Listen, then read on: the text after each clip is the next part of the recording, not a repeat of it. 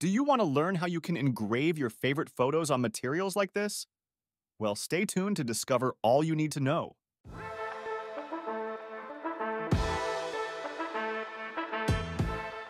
First things first, let's go over some basic settings in XCS.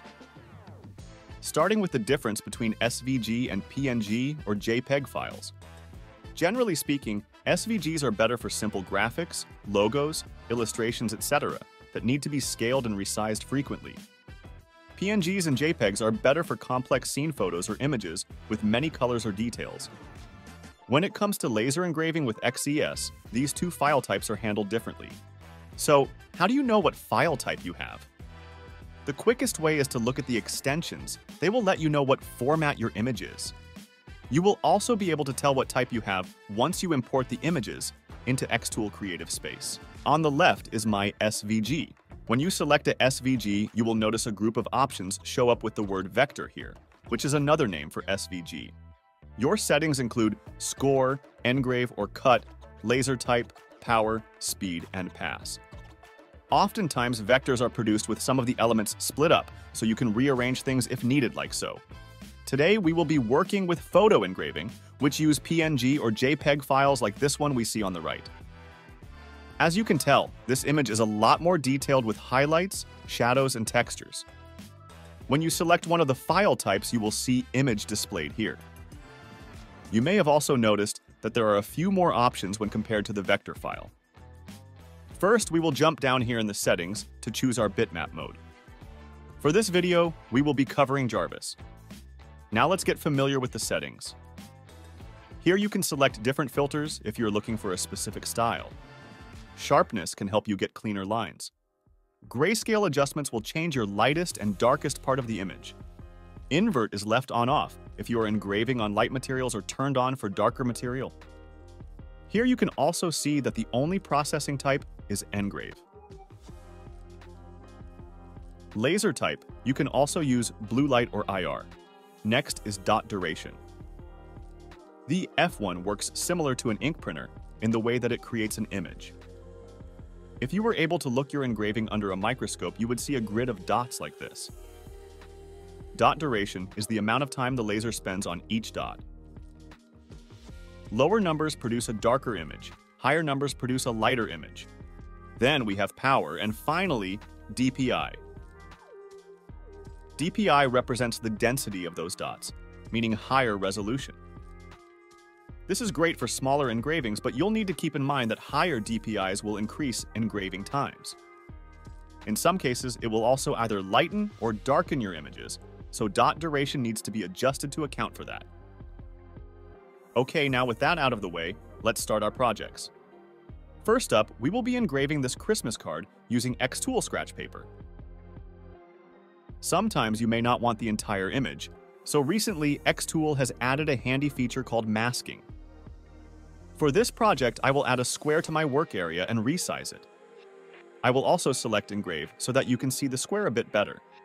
Next, select both the square and the image, right-click and select Make Clipping Mask. Now you can resize your square and reposition it. Once you are satisfied with the result, tap Done. If at any point you need to change the settings, you can right-click on your image and edit or release the clipping mask to revert your changes. We will be using the xTool settings for this scratch paper. First, deselect the photo, and you will see a material option. From here, select scratch paper. Also, click Invert since we are engraving on a dark material. Great! Now I will just type out Merry Christmas and select a fancy font. As we watch this engrave, I will go over some other details. Photo engravings will typically take a bit longer than vector files because of the amount of detail. The type of material you are engraving on will also affect your total engrave time. In the interest of time, all of these engravings have been sped up, but with that being said, the xTool F1 is extremely fast when compared to other laser engravers that use a gantry system. And as you can see, the results look awesome. Next, we will be creating a metal wallet photo that you can give to your loved ones. I generated an image of a family Christmas photo that matches the aspect ratio of our metal card. This means we don't have to mask anything. and we'll get a nice full engraving. For these settings, we will set it to the IR laser, bitmap mode to Jarvis, dot duration to 150, power to 100%, DPI to 600, and also don't forget to invert your image for darker materials. These metal business cards have so many uses, but I love making wallet photos with them. They are really durable and will last a lifetime. They are sold on xTool's site in various different colors and can make a great holiday gift. Looks great! Now for the other side, I would like to engrave Merry Christmas along with the names of the family members. I usually unite my designs so that I can move it as a whole. Also, after repositioning and resizing, I can remove the first image. This is just a vector engrave with the following settings. IR laser, power 100%, speed 400. Lines per centimeter 300. Adding a bit of personalization will add that extra touch of love to each card. As you can tell, the vector engraving is much faster. We always love to demonstrate the sound of these cards.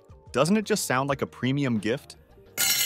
Moving on to something lighter, this wooden Christmas ornament. This is a simple design. I just wanted a round image. So I will apply a circle mask. This will also be our first design to use the blue light laser, and since the ornament is a light color, we will not be inverting it.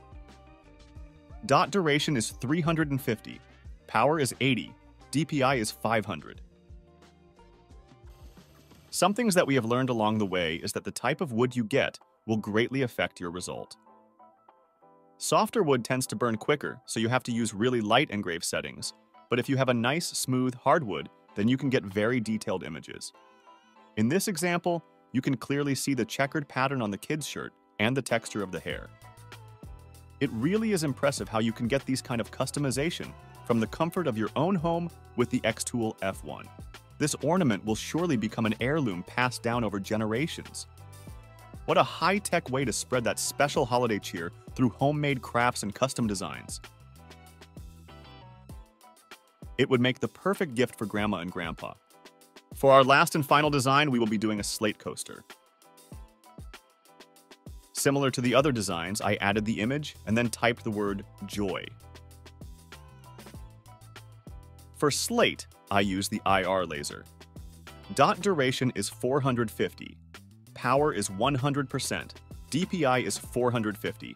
And of course, invert for the darker material.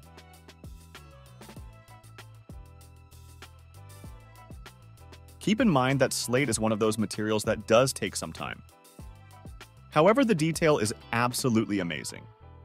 I usually set the DPI to 450 or higher because it looks so good to see such a high-resolution image engraved on stone. However, you can easily speed up the engraving by dropping the DPI. And there you have it, a beautifully engraved slate coaster. We hope that you enjoyed this video. Let us know if there are any other materials or projects that you would like to see. Thanks for watching!